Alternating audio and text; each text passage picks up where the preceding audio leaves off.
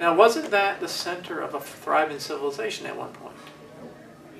And that's a good question, because it's not clear. The answer is not so clear. So that civilization was thriving, was the most prosperous and culturally thriving civilization on the earth at the time, even before the Muhammad came, before the Islam came. You had the Assyrian Christianity, the independent church of the East, who at one point there were more Christians to the east of Baghdad than it was to the west. And there was the independent church of the East had as many members as probably, you know, the Roman Catholic and the Eastern Orthodox, as many or more. They had went all the way to China and Japan. And so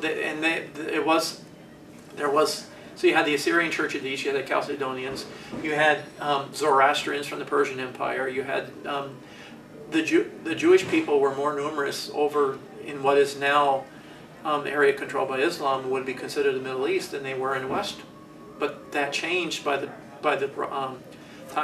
beginning of the modern age. So this civilization was far in advance of the Western civilization at the time, and it was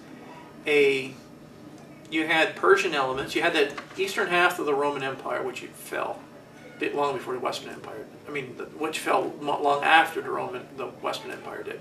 And then you had the Persian Empire, and straddling both those, you had the Assyrian Church of the East. You had these Jewish communities, and they were creating the institutions of civilization, education, and things like that. When the Muslims came into this territory, invaded this territory, they came into a territory that was already advanced. And so these people started to translate the works of Aristotle and other stuff that they had written themselves into Arabic. And eventually they became dhimmi, like a servants. In an area where they were the majority, they became like the servants, and the Arabs took over. Now, some of the Muslims wanted to create a grand vision that incorporated the best of Greek thought with Islamic monotheism.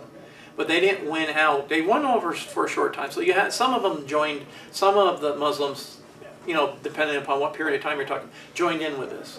And so it wasn't all one side versus the other. Then you had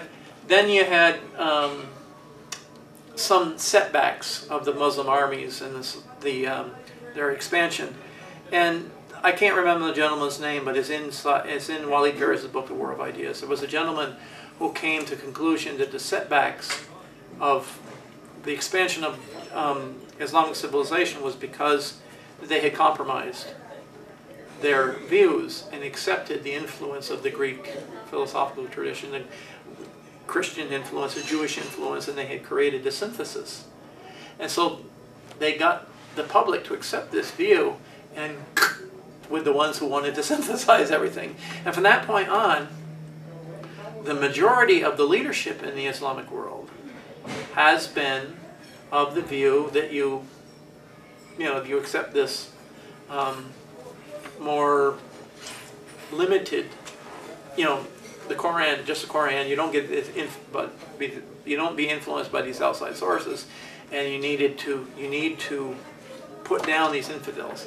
So since that time, there has been very little cultural advance in the territories that is controlled by Islam, which what once was the most thriving civilization on the planet now is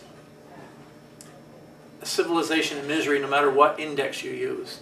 So it is an important question, because this was a dominant civilization at one point. Look at it now. So within Islam today, we have a civil war that's going on.